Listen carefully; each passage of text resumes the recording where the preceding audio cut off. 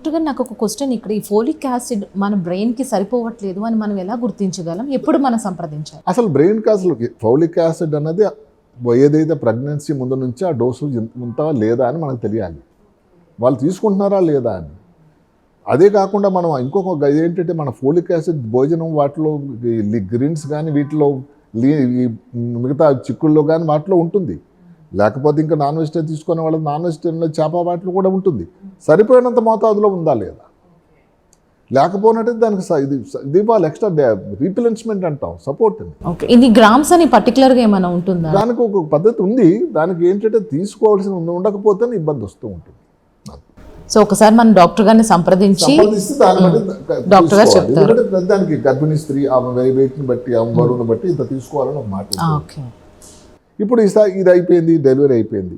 Delivery అయినప్పుడు problem ఏంటి? Delivery నుంచి పోస్ట్ నాటల్ ఇమీడియట్గా డెలివరీ టైంలో ఎంత జాగ్రత్తలు తీసుకున్నారు, బిడ్డ సరిగా ఏడ్చాడా లేదా, సరైన చోట్ల కానీ డెలివరీ అయిందా లేదా, తొందరపడిగానే డెలివరీ సిజేరియన్. ఈ మధ్యకాలంలో అమ్మాయిలకి చాలామందికి ఓపిక తక్కువైపోయింది. ఎవరిని కించించే ప్రయత్నం కాకపోయినా నొప్పులు అన్నది ఒక ఫిజియాలజీ, అది నార్మల్గా ఉండాల్సింది. అది అలాంటిది వాళ్ళు అసలు ఓపిక లేదు, దాన్ని పట్టిన నొప్పులు అయిపోయింది, తొందరగా సిజేరియన్ చేసేయండి అంటే సిజేరియన్ చేసే సంఖ్య మన దేశంలో కాదు అమెరికాలో కూడా సంఖ్య చాలా పెరిగిపోయింది.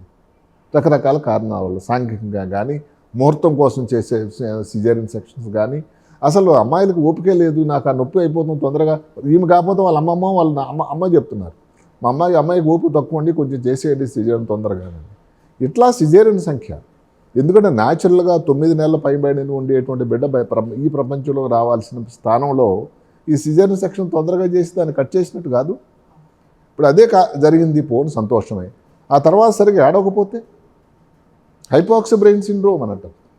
అంటే పుట్టిన బిడ్డ ఏడవాల్సింది ఒక నార్మల్ ప్రక్రియ. ఇన్నాళ్ళు తల్లి గర్భంలో చాలా సెక్యూర్గా ఉన్న వ్యక్తి, ఒక బేబీ బయట ప్రపంచం రాగానే ఫస్ట్ రియాక్షన్ ఏంటంటే ఏడవాలి. ఏడవకపోతే ఆ తర్వాత ఏదో సిలిండర్లో పెడతారు, దానికి ఏదో ఛాంబర్లో పెడతారు, అవన్నీ చేస్తారు. కానీ పుణ్యకాలం కాస్త అయిపోయింది కదా అప్పటికే. అసలు మెదడుకి రక్త ప్రసరణ కానీ ఆక్సిజన్ వాయువు ప్రసరణ కానీ ఏ కారణం వల్ల 4 నిమిషాల కంటే ఎక్కువ అయితే దాని డ్యామేజ్ అన్నది పర్మనెంట్ ఉంటుంది. ఇలాగ పుట్టిపోయి ఎవరిని భయపెట్టాల్సిన ప్రయత్నం కాకపోయినా దీని ప్రభావం తర్వాత ఉంటుంది. సో ఒకసారి ఏడకపోయినా వెలికలిగా తిప్పి కొడుతూ ఉంటారు. అది డాక్టర్ గారు వాళ్ళ మీద కోపంతో కాదు, అది ఫస్ట్ చేయాల్సింది ఏడవాలి, చల్లనీళ్ళు చల్లుతారు, గిల్లుతారు. ఇవి చేసి ఈ ప్రక్రియలని చేసి కానీ ఏడిస్తే అప్పుడు తనంతట తాను ఈ ప్రపంచంలో ఉండే ఆక్సిజన్ని తీసుకుంటారు అని. అది కానీ జరగకపోతే ఆ ఛాంబర్లో పెట్టాల్సి ఉంటుంది. అది ఎన్ని రోజులు పెట్టాల్సి ఉంటుంది, ఇంకా రకరకాల. అక్కడి నుంచే మొదలవుతుంది ఆ ప్రయాణం. అంటే ఛాంబర్లో పెట్టిన పిల్లలందరికీ ప్రమాదం అని కాదు, అక్కడ రికవర్ అయ్యేదానికి మరి ఎన్ని రోజులు దాన్ని బట్టి ఉంటుంది కదా. అది జరిగింది. ఆ తర్వాత ఎర్లీ చైల్డ్హుడ్, సరే పిల్లాడు నడుస్తున్నాడు, బాగుంది, ఇమీడియట్గా ప్రాబ్లం లేదు. ఇంటి దగ్గర ఉండేటువంటి వాతావరణం సేమ్ ఇందాక చెప్పుకున్నట్టు తల్లిదండ్రులు కానీ మనస్పర్ధలు కానీ రోజు చూస్తూ ఉంటే ఎఫెక్ట్ ఎంతో పడుతుంది. వాళ్ళకి లెర్నింగ్లో కానీ జ్ఞాపశక్తిలో కానీ అసలు చదువు మీద ఇంట్రెస్ట్ కానీ తక్కువ ఉంటుంది.